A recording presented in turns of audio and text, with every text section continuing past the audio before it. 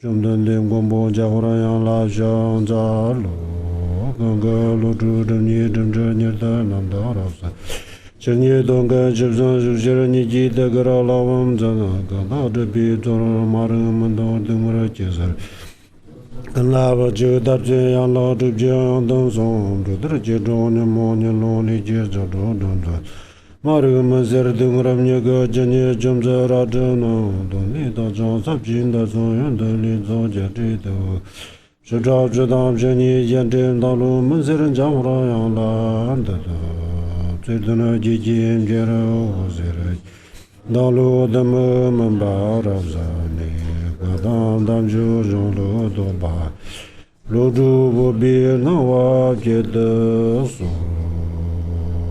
je chembo to da ni me ja zon le mo chembo na ja pa ge dang an zan du jen mo do dong ba de je jan la jan za lo。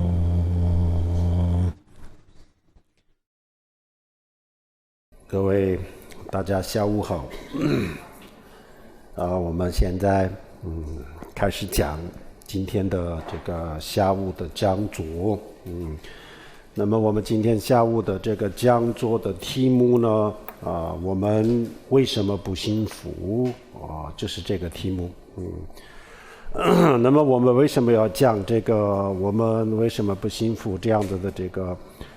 题目呢？难道我们真的不幸福吗？我想很多人觉得难道我们很不幸福吗？我们很幸福呀。为什么说我们为什么讲我们为什么不幸福这样子的题目呢？我想可能也有这样子的想法那么为什么要讲这样子的这个题目的原因我们现在全世界的人就面临了一个新的危机那么这个不是金融危机这个叫做心灵危机全球任何一个地方都是一样的，叫做心灵危机那么心灵危机是什么呢？我们的越来越多的年轻人心灵上就有各种各样的这个问题，有各种各样的这个心灵的疾病越来越多的人感觉不到幸福，越来越多的人感觉不到自由在这种情况下，我们全世界所有的人都就面临了一个这样子的新的这个危机今天我们在任何一个地方就比如说比较大型的这个书店进去了以后呢，我们可以看得到一大片的这个区域都是讲幸福这两个字的书这个书特别的多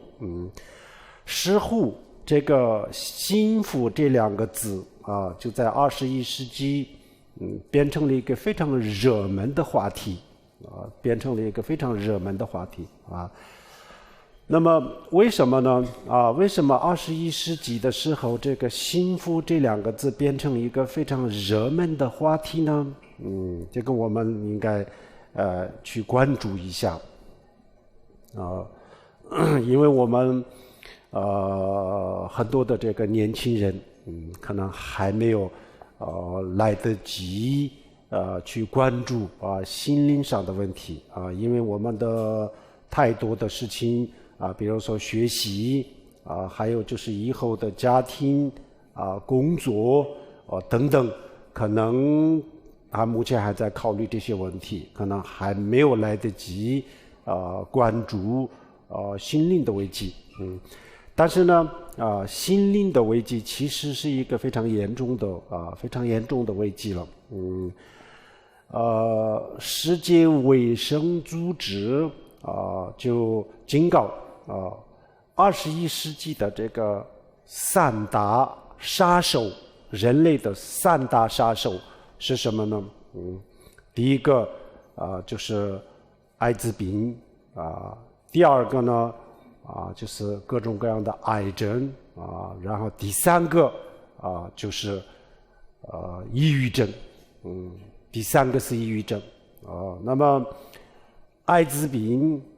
癌症、抑郁症这3个是我们人类的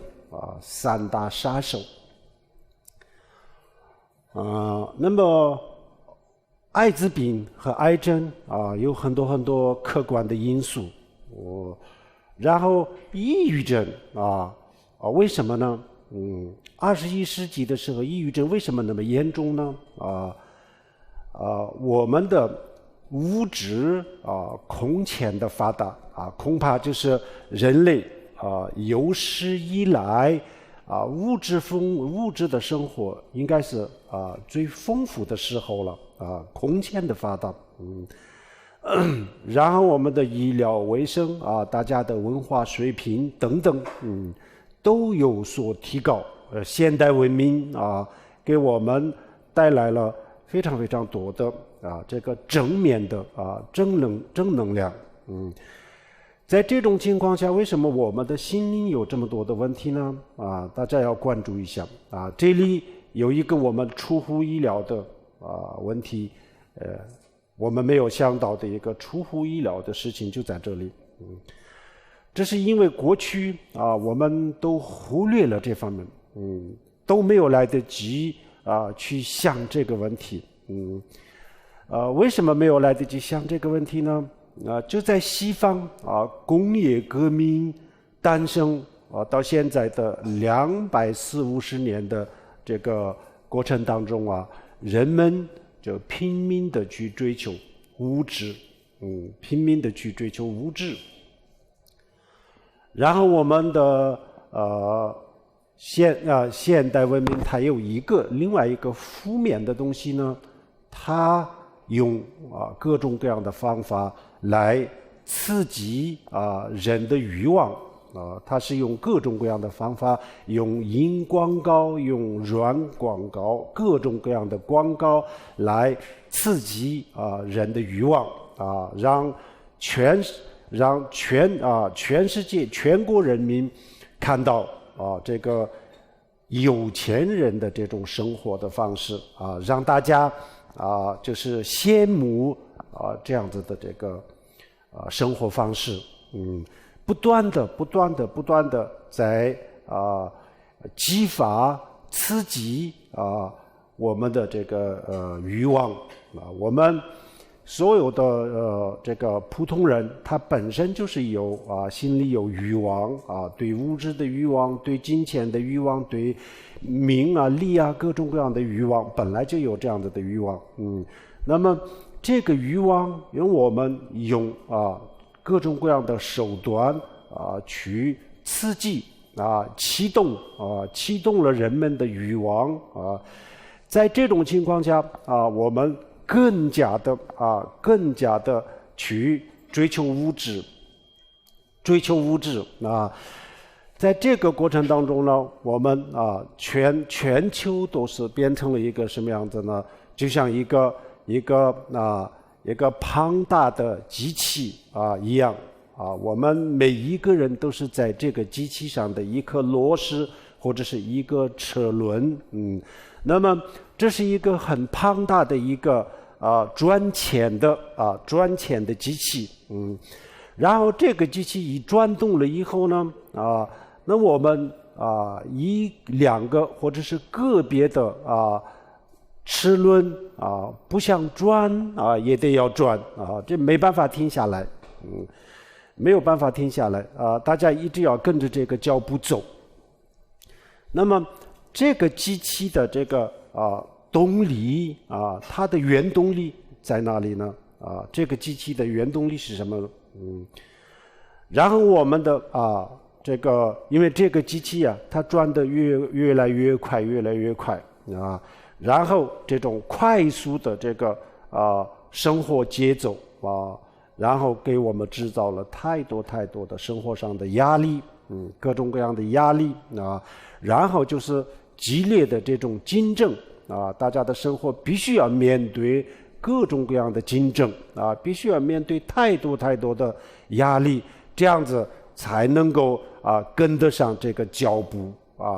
否则的话那就是跟不上啊，没有办法静下来啊，没有办法慢下来，大家一定要跟着这个大型的机器啊，跟着它的速度转，那么这样子啊，转了200多年以后呢，转了200多年以后，就20世纪后半叶啊，然后20世纪的时候，然后我们就发现了另外一个问题了。另外一个问题是什么呢？一个就是环境的污染过度的这种开发过度的开发和环境的污染，这是一个然后另外一个更严重的东西呢，就是我们的人的心灵的危机心灵危机。这两个加在一起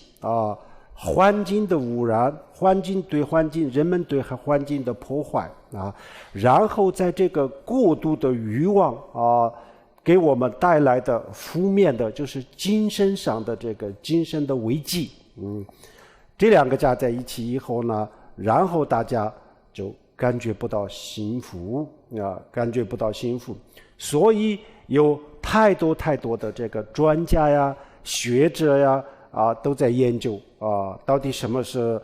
幸福怎么样能够得到幸福所以我刚才讲的，我们的大型的这些书店里面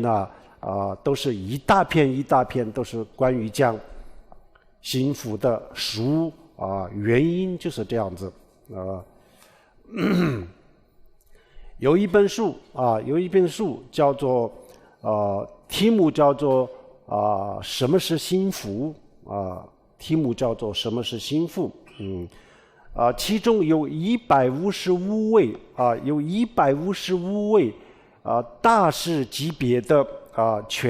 来自于全球的155位大师级别的心理学家经济学家、社会学家等等大家都坐在一起讨论讲什么是幸福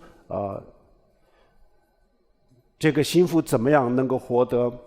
这样子的时候呢，然后每一个人的看法都不一样什么叫做幸福？有些人觉得幸福就是稳定的收入有些人呢说幸福就是家庭的和睦有些人说幸福是周游全世界然后有些人呢说幸福就是一杯水那么到底幸福是什么呢？是一杯水还是周游全世界，还是什么最后就没有一个统一的说法每个人的说法都不一样然后另外美国有一位教授他花了6年的时间去研究幸福到底什么是幸福，幸福在哪里那他的最终的结论是什么呢？结论是非常的悲观非常悲观的他的意思就是说他的这本书的结论就在这本书的结尾就是最后的倒数的几行里面总结出来了他的意思是什么呢？幸福这2个字永远都停留在这个人们的想象当中永远都在想象当中，而不在生活当中意思就是说没办法得到幸福这样子那么如果真的是没有办法得到幸福的话，那我们的这些付出，我们的奋斗，我们的努力到底是为了什么然后我们就是为了幸福付出了那么多换来的不是幸福而是压力、焦虑那这些原因是什么呢难道我们真的没有办法过一个比较幸福的生活吗这是一个我们所有人的这个心里一个很大的问号就是正因为是这样子，所以美国新闻周刊这个杂志里面呢就对这个全世界的人就提出了一个问题啊。我想这个问题我们今天在座的人啊，大家来说也是一个很大的问题啊。那他的问题是什么呢？他说金钱啊跟幸福啊，到底哪个更重要啊？我们金钱重要啊？金钱更重要还是幸福更重要啊？50年前啊，50年前。我们一定会说啊，这个问题的这个问题的方法错了啊？为什么呢？有钱啊就是幸福啊，没钱啊就是痛苦啊，痛苦就是没有钱啊，幸福就是有钱，有钱就是幸福啊，这两个是不能分的。50年前我们会这样子回答的啊，但是呢。现在我们大多数的人就知道不能这样子回答了，为什么呢？有钱啊，非常的有钱，但是呢，也不一定幸福，不幸福，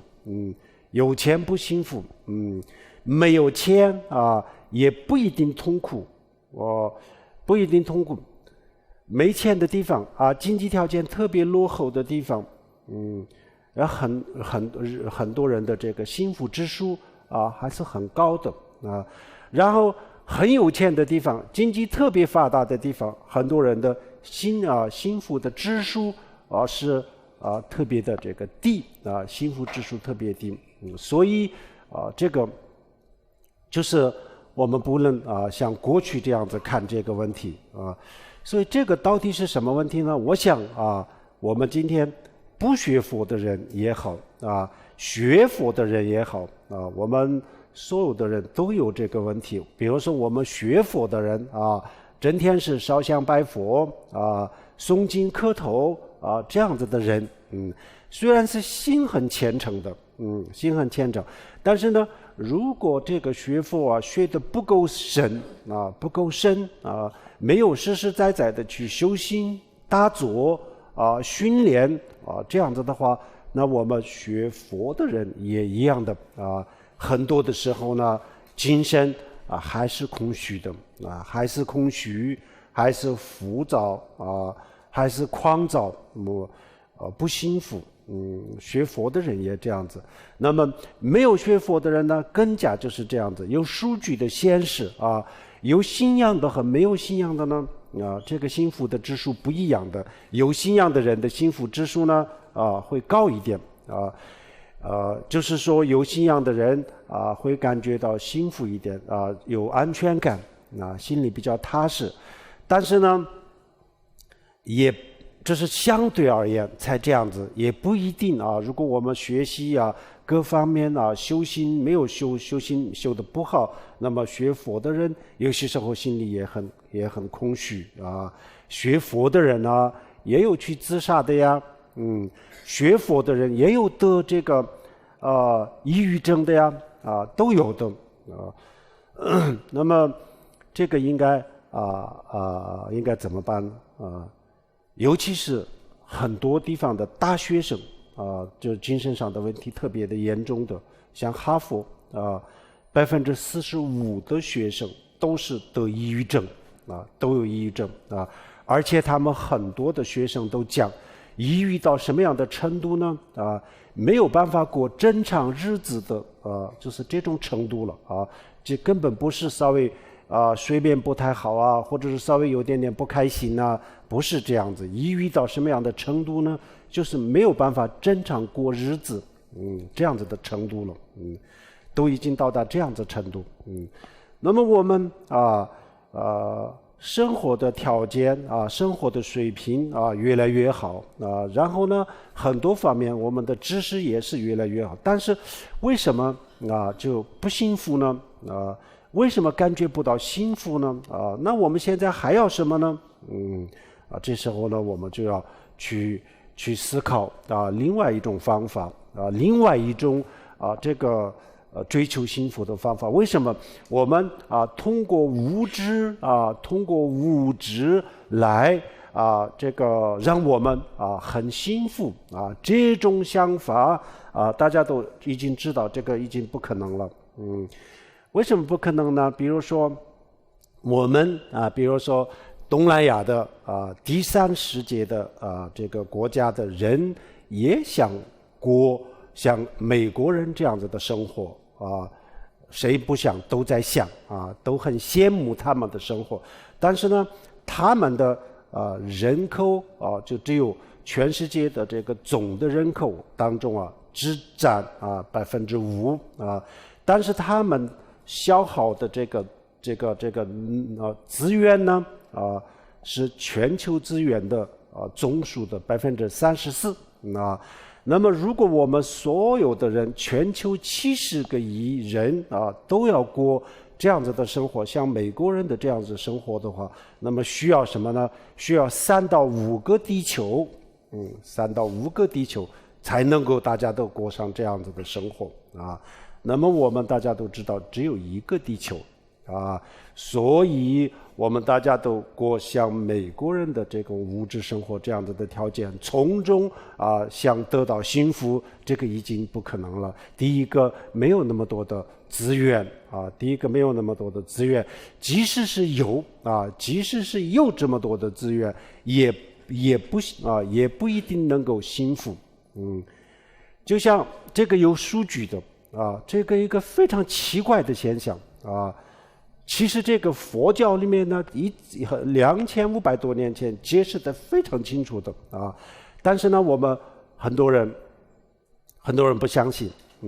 一个特别奇怪的现象什么呢？比如说英国1973年从1973年到2001年这个差不多是30年，这个过程当中呢，他们的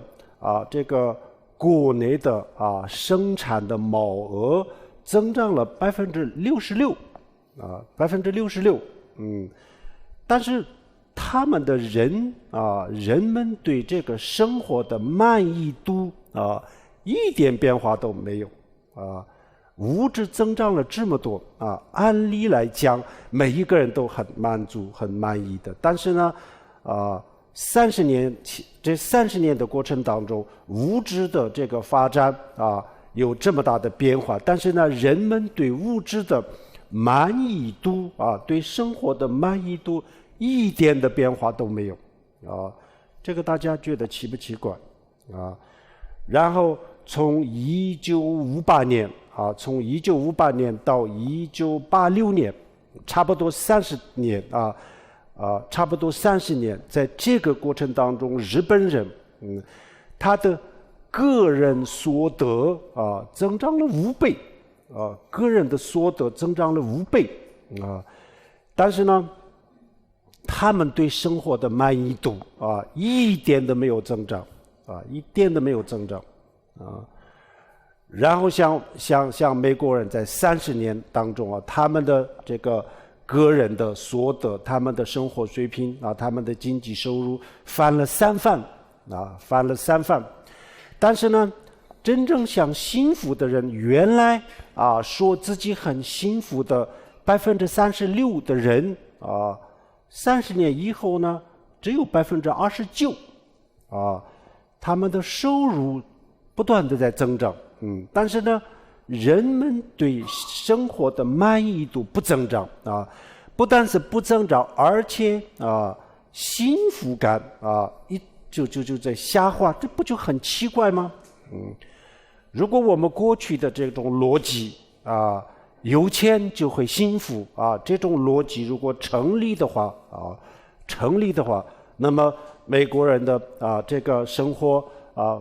收入翻了3番，那么他们的幸福指数也应该这样子翻3番的呀，为什么不3番呢？然后就是像日本人个人所得增长了5倍为什么他的幸福指数不增长5倍呢？然后英国人他就是这个生产的毛额增长了66%，那么为什么他们对物质的满意度为什么不增长66%呢？所以这个时候呢，我们的过去的想法已经知道是错了而且是有很多的科学的数据告诉我们错了，不是这样子这个时候呢，我们才回到了2500多年前释迦牟尼佛讲的一句话我们现在感受到了其实是用物质来满足我们。其实佛经里面有一句话讲得特别的清楚，在佛经的很多地方都在用是什么一句话呢？无欲，对物质的欲望就像和盐水一样盐水盐水它不能解渴的越喝口越渴它是不能解渴的。所以我们越去这个发展物质提高自己的生活然后呢需要的东西越多越提高这个生活的水平，然后需要的东西越多然后需要的东西越多那么我们的工作量就越大这些需求怎么满足呢？这个不会从天而降那我们要我们自己的双手去创造需要的东西越多那么就是要付出的东西就越多付出的越多，然后我们的这个压力就越大压力越大，节奏越快。在这个过程当中，我们的这个精神出问题了就像美国60年代到2000年这个短短的40年当中他们的这个抑郁症患者增长了10倍过去抑郁症的这个患者的平均的年龄40年前，也就是1960年的时候这个患者的平均的年龄是29岁这个时候呢小孩没有这个抑郁症平均的年龄是29岁然后40年过去了以后呢40年过去以后，也就是2000年的时候呢然后这个患者的平均的年龄是多少呢？平均的年龄就是14岁14岁已经下降到14岁，包括8岁、9岁、10岁的小孩都有抑郁症都有精神上的问题了这个精神上的问题呢，它不仅仅是让人失眠不舒服不开心不仅仅这一点，而且完全能够夺走人的生命抑郁症已经严重到这种地步了像这个2006年的时候美国在这个抗抑郁剂这个上面呢，那个一年花了多少钱花了600多亿美金但是呢效果还是不是很好，因为这个药吃多了以后呢，虽然是有一点作用，但是呢有点用，但是呢它负面的作用也很大人的如果这个抗抑郁剂长期服用的话，那么人的这个思维头脑不灵活越来越迟钝有这样子的太大的负面的作用所以这个时候呢，我们不知道要怎么做了过去大家都觉得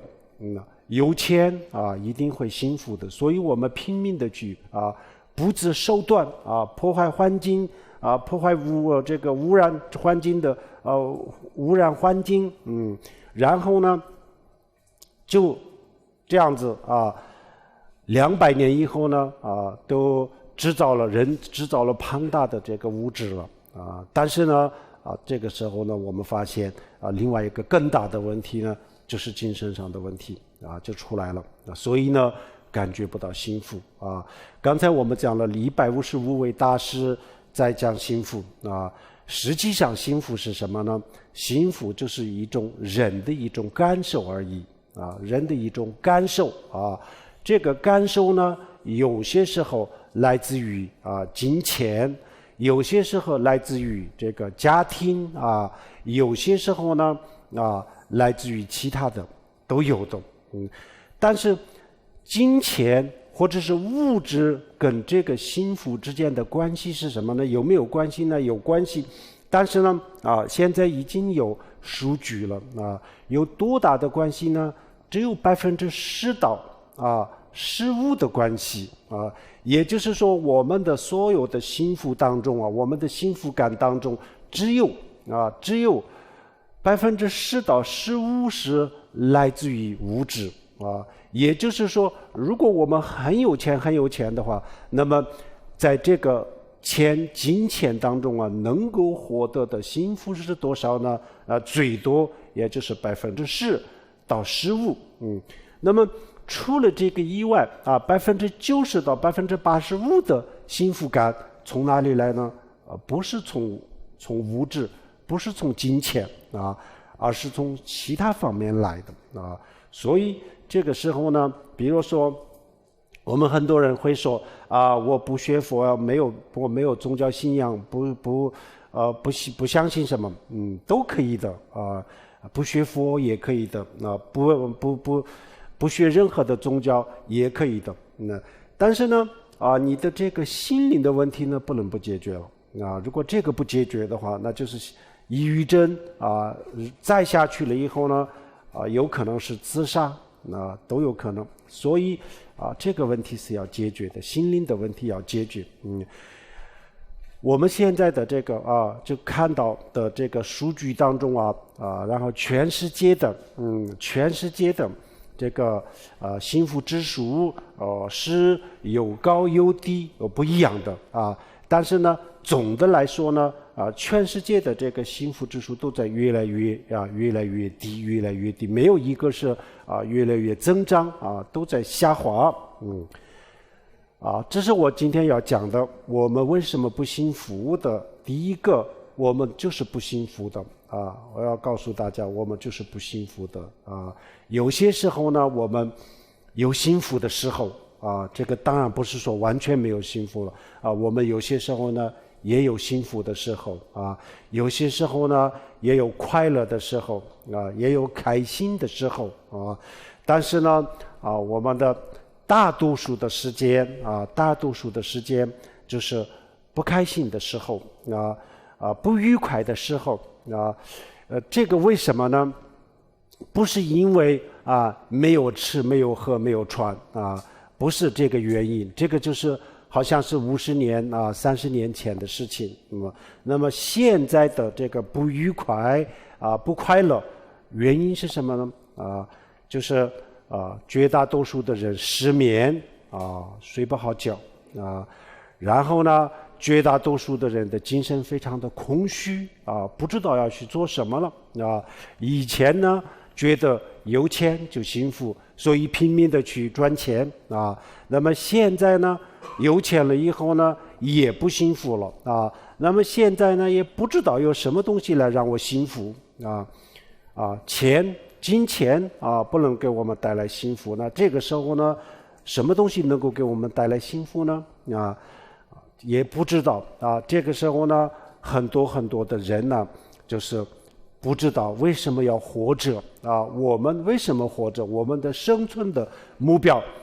到底是什么很多人也不知道所以我们今天就到了一个这样子的地步了再往后的30年50年的这个时间当中呢，这种情况会越来越严重的这个就会越来越严重，不会越来越好的那么这个过程当中我们怎么办那佛教怎么看这个问题我最后要讲的是佛教怎么看这个问题为什么物质生活提高了但是还不幸福为什么是这样子首先要去找这个理由那么佛教怎么讲呢？他的理由为什么还不幸福？就是3个原因有3个原因我们有钱了，有权利了，比如说有一个人有权利了，然后有名声了，什么都有了但是还是不幸福，那这个是什么原因呢然后佛教就讲这个里面呢有3个原因啊。当然可以，如果深入细致的讲，可以有很多的原因啊，但是呢，主要就是有3个原因啊，3个原因不让我们幸福。第一个是什么呢？第一个是我们的这种过度的欲望啊，过度的欲望就是让我们特别的不开心啊。如果说欲望不让我们不让我们开心，不让我们幸福所以要适当的放下欲望。如果就听到这样子的话的时候呢，我想我们很多年轻人呢，他会考虑到那是几百年前18世纪、19世纪西方宗教这样的一个很古老的、一个很陈旧的、一个过时的一句话很多人这么认为。为什么呢？因为我们的很多的主流的这个教育思想里面呢，不管在哪里都在讲这些事情。但是如果深入的去了解一下的话，那其实不是这样子。的确，这个是有道理的佛教就2500多年前就在讲，2500多年前，因为我们的欲望首先我们要知道，我们的欲望它是没有一个满足的时候了，它没有一个满足的时候。所谓的满足呢，这是一个短暂的满足它没有一个这个最终极的满足的时候。我们的心我们的精神我们的人的精神它有一个自然的规律它的变化和它的发展的这个趋向有一个自然的规律。但是这个规律呢，我们都不知道的，它的规律是什么我们都不知道。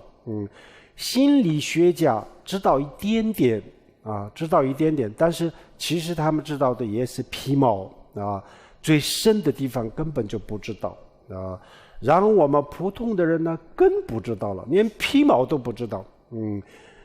所以我们一直都也不关注科学也不太关注这个我们的心灵的问题，因为这个要去研究这个心灵的问题，那么需要庞大的资金然后这个资金做了一个课题研究，那必须要有一个结果的很多人没有这样子的把握他没有这样子的把握，所以呢他不敢用这么多的经费去研究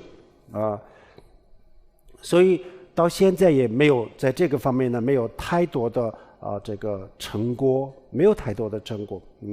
然后我们普通的人呢，因为物质外在的东西对我们的诱惑特别的大，所以我们也不关注我们的心，然后呢一直到关心的不是我们的心，而是外面的东西。这个时候呢，我们就是发现一个最大的问题呢，就是我们拼命的去不顾手段就是我们刚才讲的环境污染，我们也不在乎。环境的破坏我们也不在乎，然后呢我们在这个高压的这个生活，然后激烈的竞争面临这么多的东西我们也不在乎，然后拼命的就是为了金钱拼命的去赚钱，拼命的去最后发现我们的这个精神当中出现了问题了那么精神出现问题的时候呢，有一个很大的问题是什么呢？如果我们要感受幸福的话，那也是我们的心去感受不是我们的肉体去感受用我们的心去感受如果我们去享受幸福的话，也不是肉体去享受是心去享受这个因为幸福它是一种感受那么物质碰到物质是没有什么感受的，我们的手碰到物质为什么有感受？这个桌子碰到我们的手的时候，桌子它为什么没有感受？因为它没有精神，所以它感受不到。因为我们的手有触觉有感觉，觉这个字是不是物质的属性，它的属性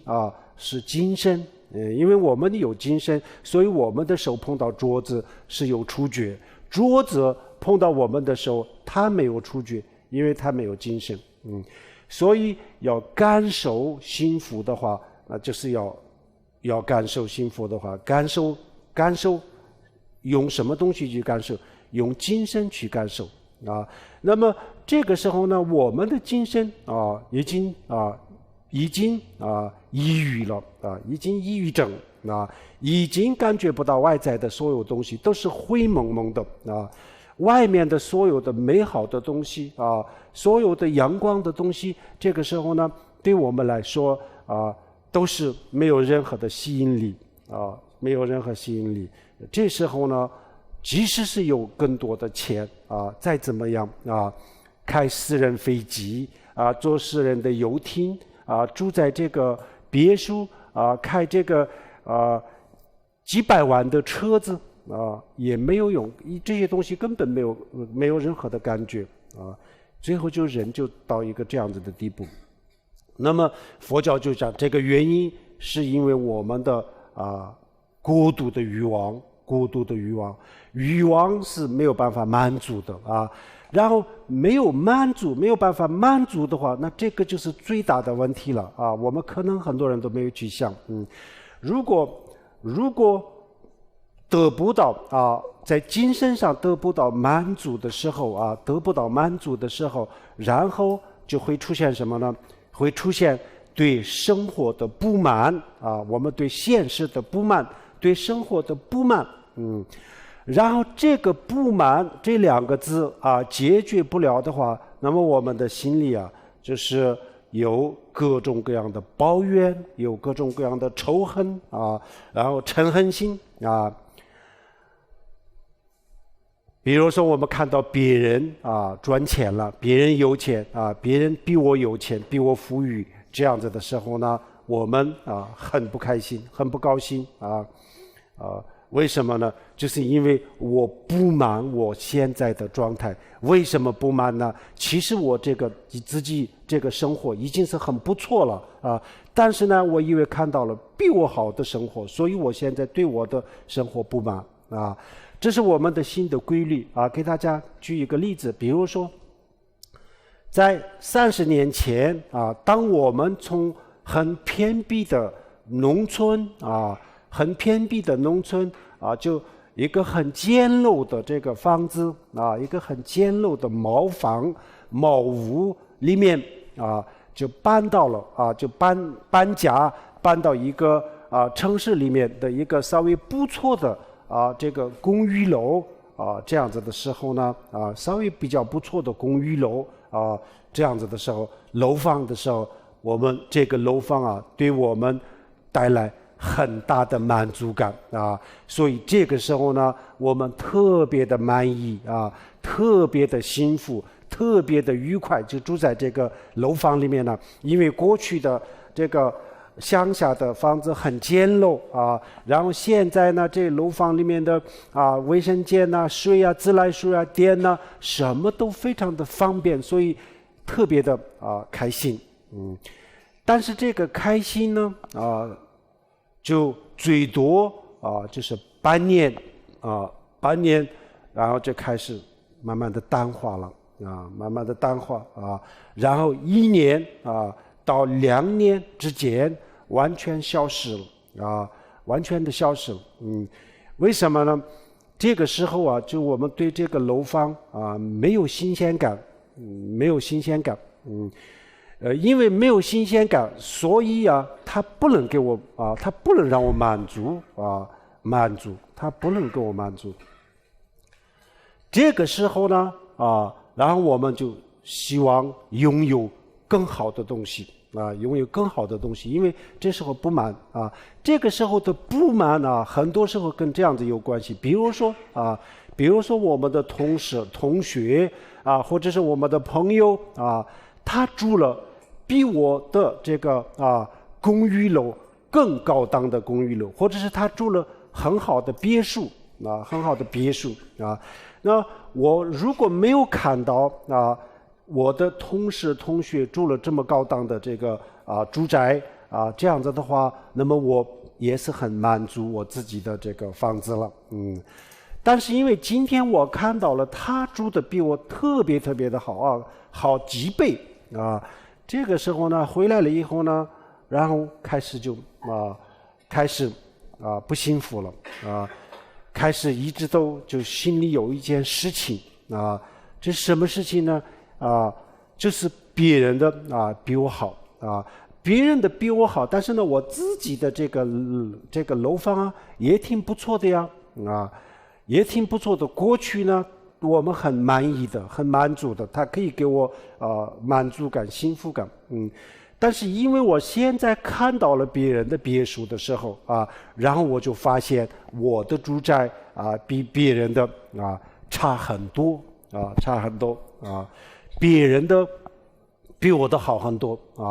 这样子一攀比了以后呢，然后发现我的不怎么样这个时候有几个负面的情绪立即就会产生的第一个是什么呢？妒忌妒忌嫉妒妒忌就是说看到别人的住宅的时候特别不高兴特别不开心哪怕是很好的朋友亲戚有些时候也是这样子的按理来讲，比如说我的很好的朋友我的亲戚比如说兄弟姐妹他们住上了比我好的这样子的这个楼房，比我好的东西，拥有比我好的东西，按理来讲应该我很高兴的事情但是呢，因为我们人的这个陋习就是这样子，很多的时候就不高兴了为什么我们两个都是一样的兄弟一样的姐妹，为什么他就住得这么好呢？为什么我住得这么差呢然后第一个妒忌产生了妒忌心产生第一个就是攀比比较攀比这个攀比和妒忌这个心，然后让人更加的我们的心更加的浮躁，静不下来，更加的浮躁那这时候呢，我就立即就对我自己的楼房不感兴趣了不满意当我还没有看到别人的这个东西之前我很满意的这个楼房我很满意，但是呢，我看到别人东西的时候，立即就不满意了不满意。这个时候呢，我一定要去买一个就是别人的这样子的房子，或者是更好的房子我一定要买。如果不买那么我自己的这个楼房本来是好好的，很不错的但是呢这个我完全就可以忽略了忽略掉然后我一定要拥有他们这样子的东西这时候呢，原来楼房这栋楼给我带来的这种满足感现在一下子就没有了那么一下子没有跟什么有关系？跟这个楼房有没有关系？跟这个楼房没有关系的跟什么有关系？跟我们的心有关系我们的心就我们看到了更好的东西然后我们现在就想拥有更好的东西这个时候如果我不能把这个房子换掉不能买更好东西，那么这时候呢，我们的仇恨抱怨就出来了为什么我要住这么差的地方？为什么别人就住这么好的然后妒忌攀比，然后这个之后，如果我换不起好的房子，那就是自卑就产生这个自卑、攀比、妒忌这些心产生了以后，然后我们的心特别的浮躁，根本就静不下来然后再去思考，想多了然后开始失眠了开始失眠了然后失眠了以后呢，白天的工作的效率特别的差然后更加的自卑最后就是抑郁症这样子的这就是我们的第一个问题了。如果这个时候想还那么我们就是贷款或者是拼命就拼了很多年好不容易就能够就换了一个别墅，或者是跟别人的一样的东西那这个时候呢，又回到了当初的这种感觉，半年、1年这样子的时间当中这个别墅让我很满意让我特别的满意，很开心，但是呢有一天又看到了别人的更好的东西的时候，又不感兴趣然后我又要别人的一模一样的东西或者更好的东西这样子我们一次又一次的这种欲望无限的膨胀，欲望无限膨胀，然后我们现在看到就是在电视、报纸每天大家都去看，那么这些的内容大部分都是让我们去看这些有钱人的生活然后看到了以后呢然后我们又去想买这样子的这个名牌的包然后想买这样子的衣服买这样子的表买这样子的车买不起的时候心里不开心自己已经有的这些东西立即就不感兴趣那这样子以后呢满足不了，最后就是这个，因为我们的欲望它可以是无限的膨胀的无限的膨胀，然后任何一个不管是别墅，不管是车子，任何一个东西物质它给我们带来的这种满足呢都是有限的都是有限的，我们的欲望是无限的物质给我们带来的这个满足感是有限的这个时候有限的东西是没有办法这个填充这个无限的空间所以这时候我们得不到满足感然后得不到满足感的时候呢然后就心里不开心所有的满足感大家必须要知道我们的这个幸福感它的基础是什么它的基础是满足感如果没有满足感就不会有幸福感的，幸福感它建立在这个满足感这个基础上然后满足感呢它又建立在什么感的基础上呢满足感就建立在新鲜感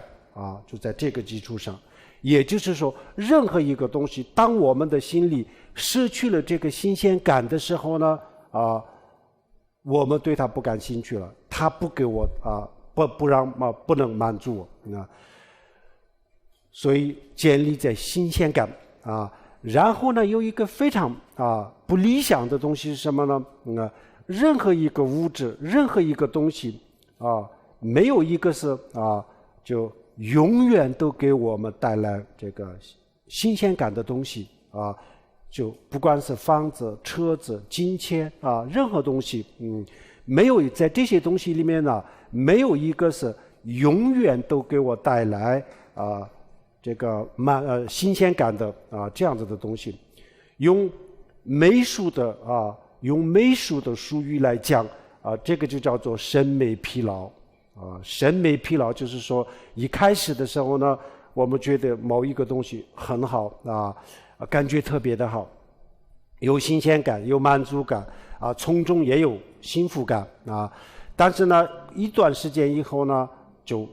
这种幸福感这种新鲜感慢慢的消失了以后呢这个满足感也就不存在了以后呢幸福感也就不存在所以这个时候人的心很空虚的很空虚所以佛就是讲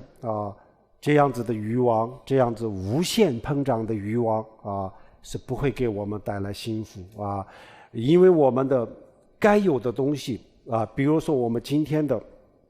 住的房子、用的东西，包括这个通讯、交通医疗各方面都已经很不错了绝大多数的地方，全世界绝大多数地方都已经很不错了都已经很可以了但是呢就是我们对生活是越来越不满足越来越不满足。所以这就是充分的说明释迦牟尼佛讲的是正确的所以我们这样子无限的膨胀，就跟着这个无限膨胀的这个欲望的后面走那就一定会失败的那么我们怎么样解决呢？解决的方法是什么呢？佛就是讲适当的要控制一下我们的欲望适当的控制我们的欲望。我知道这句话很多人是不想听的尤其是年轻的人都不想听的觉得怎么可能欲望控制怎么可能得到幸福呢我们的欲望就是要满足欲望才能够得到幸福控制欲望这是最大的痛苦这不是幸福，这就是痛苦但是不是这样子控制欲望有控制的方法不需要太勉强不需要太强迫有方法，有一个很轻松的方法控制控制了以后呢，控制到什么样的程度呢？也并不是说完全没有欲望，这个不可能的。有欲望但是呢没有那么的严重，就控制到这种地步的时候它有这个有一个它的这个尺度只要这个尺度把握好那这样子的话，那就我们一方面也可以去享受这些物质另一方面呢，这些物质不会给我带来这个无限的这种欲望然后不开心不幸福这样子，所以适当的要控制一下我们的欲望那么控制的方法在佛教里面是4个字4个字叫做少欲知足少欲知足就是说没有说不要欲望，说少欲望稍微少一点稍微少一点不要说没有欲望没有说绝对放弃欲望，这个做不到，所以我们欲望减少一点然后呢欲望减少了以后呢然后这个就我们对很多东西我们的欲望如果降到一定的时候呢，我们对很多东西都有这个满足感什么东西知足，尤其是知足知道满足这个时候呢，不管这个东西很好或者是一般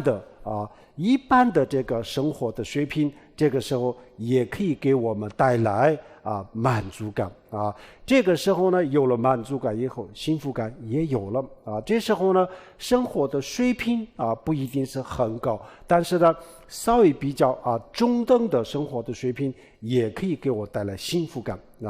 否则的话，生活的水平相当的高但是呢，一点都不幸福这个有意思吗？我们的就是像美国新闻周刊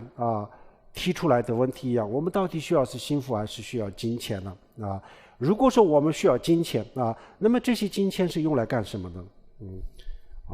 如果不能给我们带来幸福，那么这些金钱是用来干什么的呢这一辈子当中，如果它不能给我带来幸福，那下一辈子我们的金钱也不能带走，那么到底它的价值是什么呢然后金钱如果我们不需要付出这么多的不需要付出这么多代价的话，那也可以，但是呢，为了这个金钱呢，付出这么多的代价付出了这么多的代价那么最后它也不能让我们幸福的话，那么到底这个金钱有什么用？不知道了我们每一个人应该问问自己如果这个问题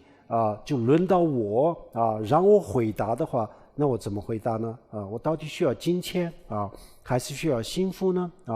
我们一定会说我两个都需要，我要需要金钱，我也要需要幸福这个不可能了，这个已经是不可能了这个2500多年前说释迦牟尼佛说这个不可能了21世纪西方的科学家也说这个不可能了所以我们没有什么话说了只能选一个要不然呢大家拼命的去赚钱做好思想准备幸福没有希望了要不然的话呢，我们在这个金钱上啊稍微控制一下啊，需求上面呢稍微控制一下需要幸福啊，我要幸福啊。但是如果你要幸福的话，那你也要同样的也要做好思想准备。那么你拥有的这些东西上面呢，可能要牺牲一点要牺牲一点，这样子才能够满足。因为我们的这个感官呢它如果是上帝如果真的是这个是上帝创造的话，那这个就是设计它的设计上有问题的真的有问题的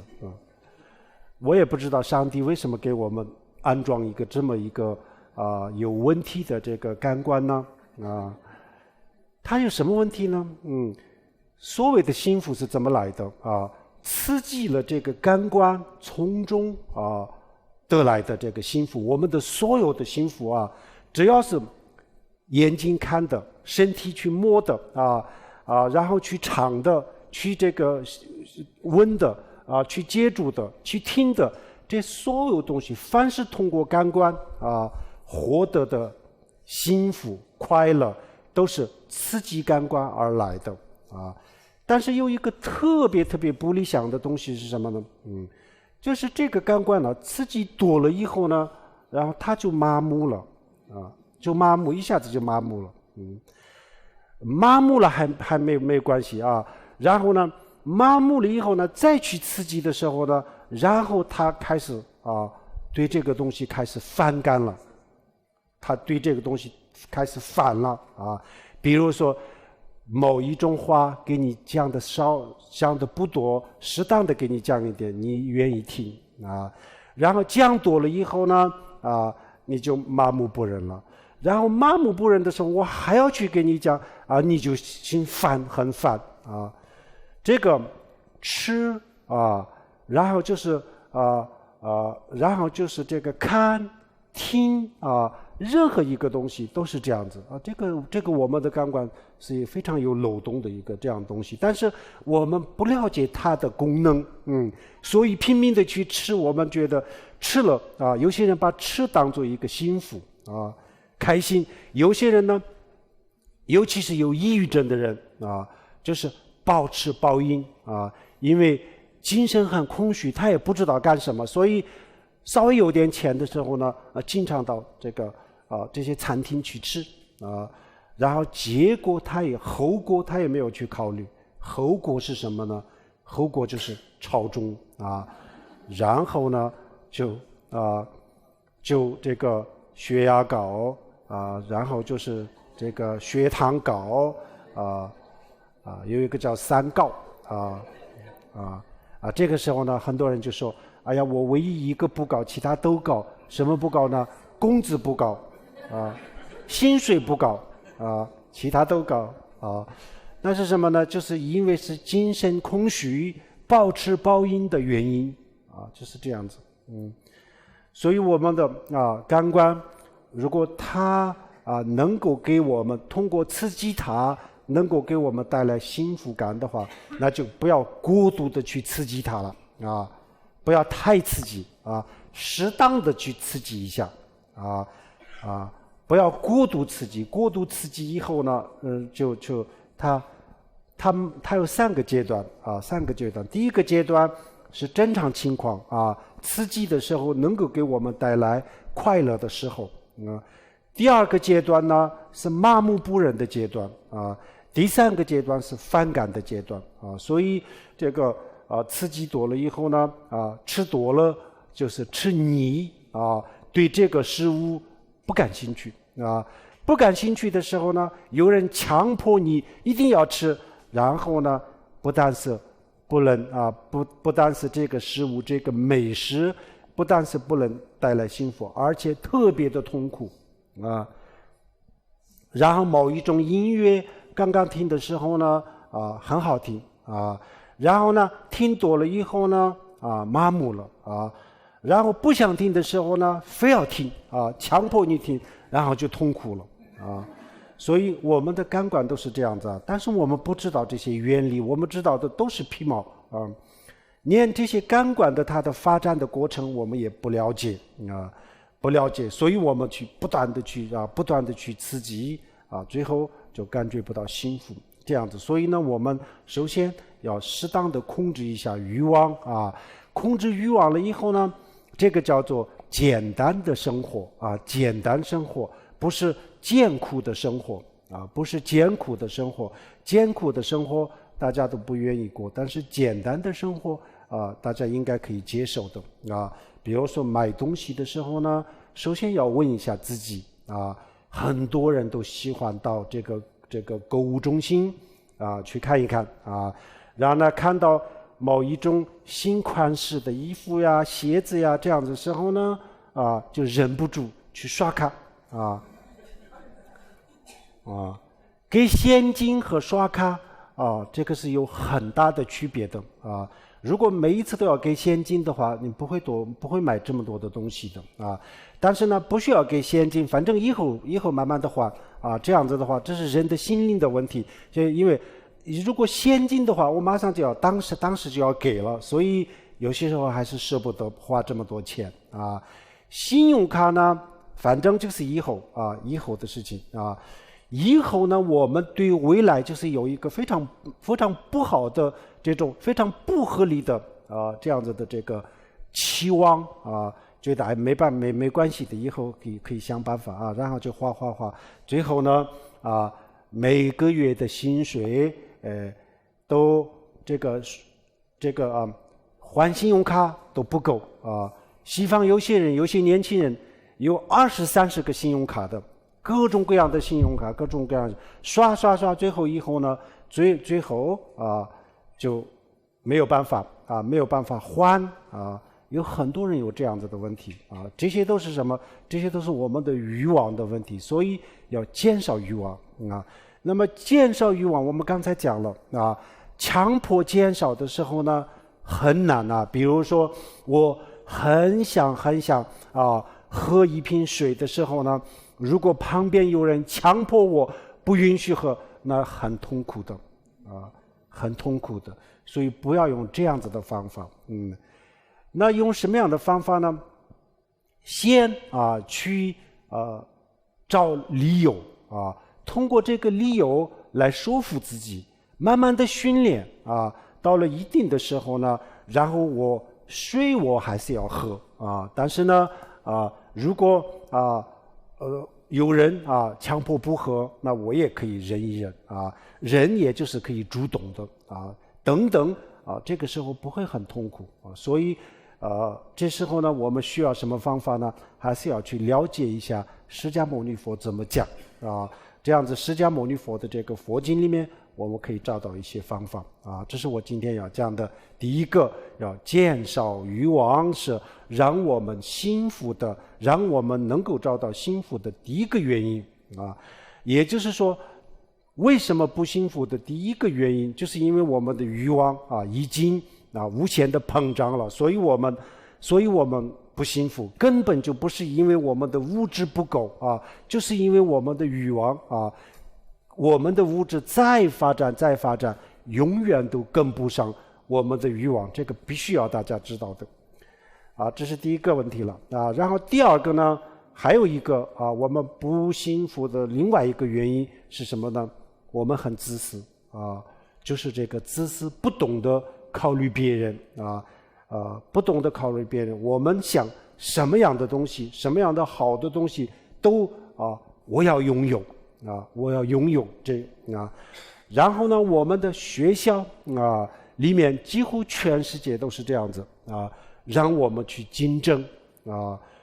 让我们去竞争让我们去抢别人的东西就是灌输这些东西然后呢，我们越来越自私，每一个人都越来越自私那自私的人不懂得考虑别人的人，他永远都不会幸福的这个有很多的理由，但是因为时间的关系我不讲了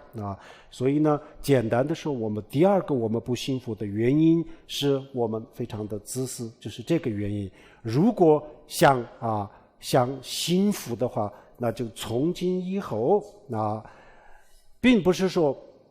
没有自私，自私有的，但是呢，更多的或者是适当的去考虑一下别人其他的生命我们多关注一下其他的生命多想一想其他的这个生命的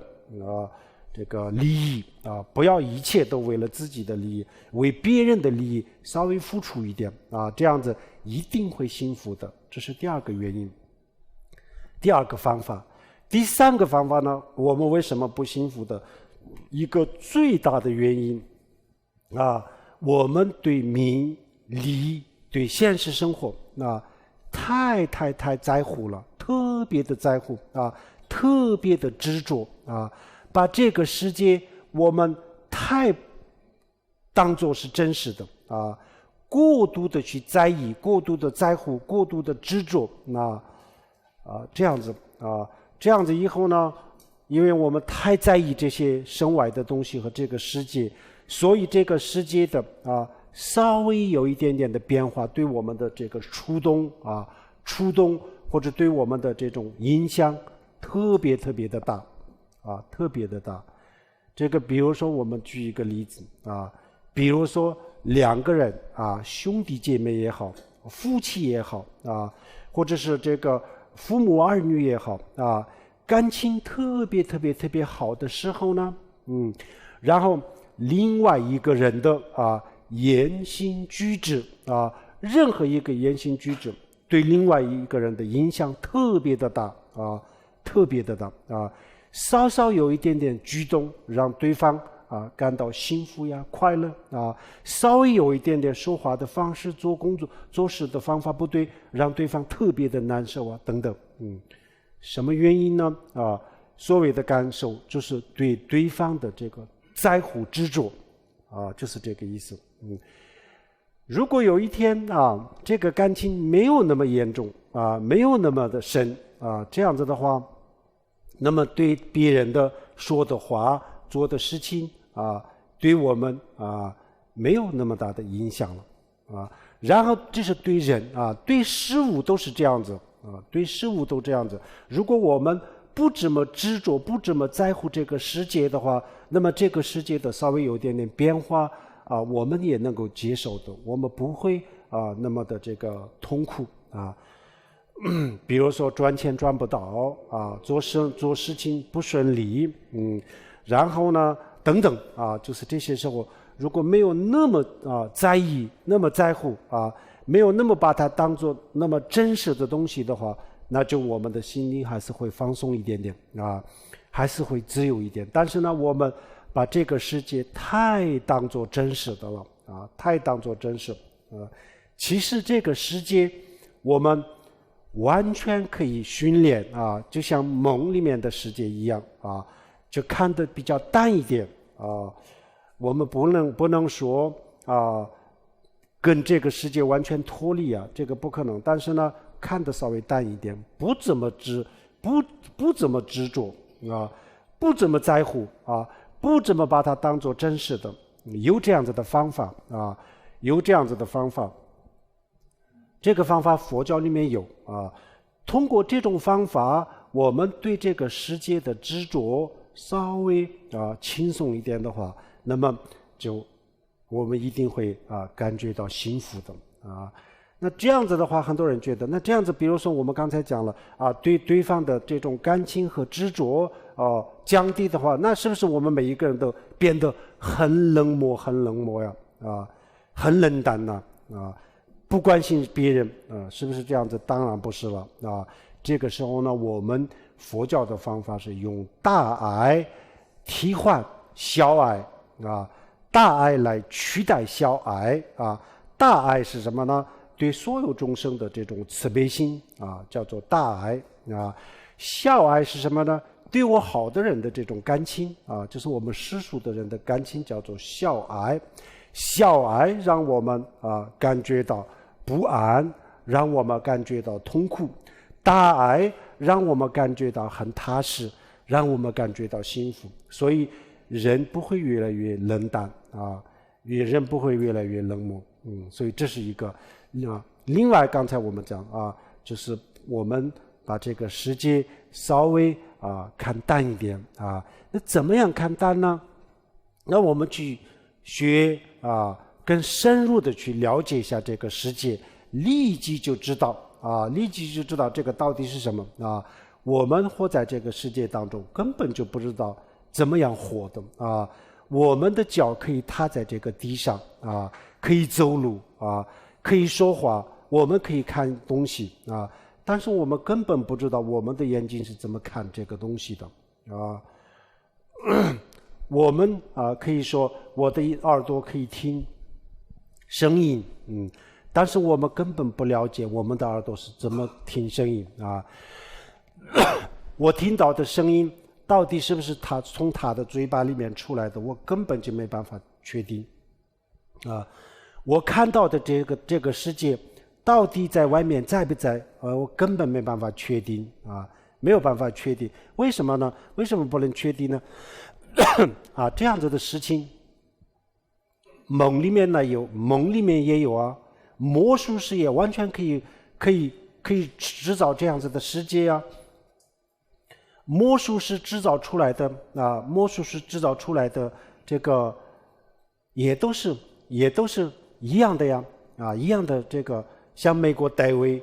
这样子的魔术师，这样子的伟大的魔术师，他一下子把白宫看得见，一下子又看不见，一下子有一个波音747的飞机看得见，一下子又搬到另外一个地方这我们的眼睛是错误的错觉所以这些时候有太多的这样子的错觉，所以我们现在看得见看到这个世界，这个不能证明这个世界是真实的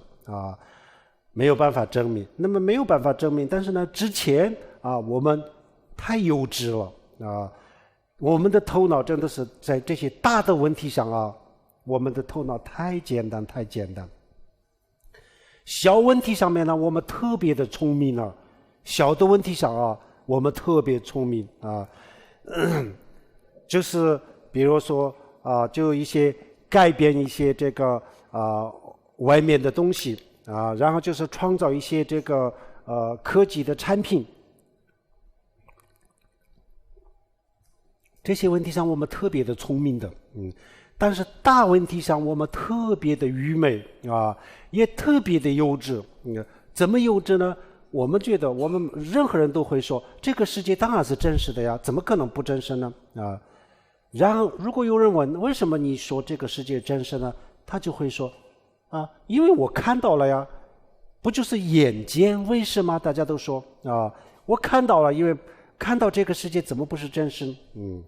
然后这个时候如果有人问难道你看到的东西都是真的是存在的吗这个时候他就是没办法回答了。如果说他看到的东西都是真实的，那立即就出更多的问题了如果说他看到的东西不一定是真实，那不一定是真实，那为什么这样子去相信这个呢这时候我们就开始进入了这个世界的比较深层次的这个层面了比较深的这个层面。这个时候我们开始发现这个宇宙的真理宇宙的真理，世界的真理，生命的真理发现了以后呢，然后我们对它的这种执着，对它的在乎慢慢的就降下来了降下。这个时候不需要去费劲这个时候不需要费太大的力气就这样子。所以第三个让我们特别痛苦的，特别不开心的一直都让我们很压抑的不自由的，不轻松的这个主要的原因呢，还是第三个过度的执着在乎这个世界那么如果我们想过一个比较轻松的人生比较有意义的人生，能够利益自己也能够利益别人利益别人帮助别人的过程当中，自己也感觉到很轻松很幸福如果大家想过一个这样子的人生的话，那就是要这三个问题上下功夫否则的话，我们的现在的这种方向绝对是错的啊，这是一个死胡同，可以这么说。为什么呢？现在我们的现代文明的这种主流的这种思想什么呢？就是说白了满足我们的欲望然后让你幸福，就这么简单但是不可能的，这个根本不可能的事情。如果你说满足我们的所有的欲望让我幸福这个是没有办法做到的，这个根本就不可能的事情的所以呢，这种让我们寻找幸福的方法是错的是一种错误的路，所以这个必须要改变的那么我们需要什么样的方法呢？一方面让我们满足一下我的适当的满足一下这个需求另一方面呢，也要降低它的这个需求这样子以后呢，我们主动的降低了它的这个需求，也不难，没有感觉到痛苦。然后它的一部分的需求是可以用这个物质来解决的这个时候呢，它也一部分用物质来满足了，然后其他的更多的需求呢，自己去控制了这个时候你就可以过一个稍微比较轻松然后呢也有意义的一个这样子的生活这个生活不但是让我们这一辈子觉得幸福，下一辈子让我们也幸福的这个路才是对的，否则是我们现在的这种方法是错的方法是错误的。但是我相信人类慢慢会走到一界一段路的时候呢他们会发现这个路是走不通的，所以他会想办法但是如果这个路走得太远了呢到时候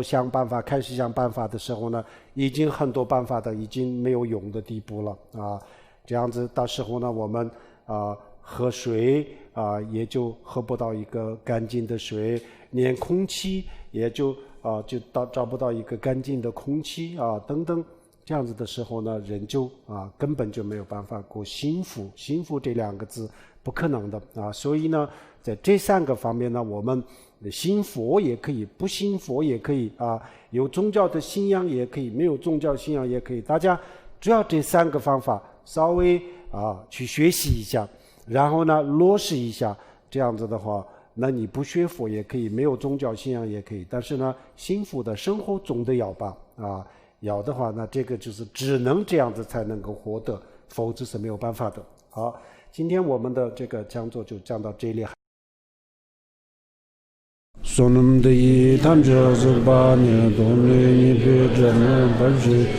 jirga na je walon de ba jebe zole do a do jo om a hom banzer pa ma se de hom om a hom banzer ba ma se de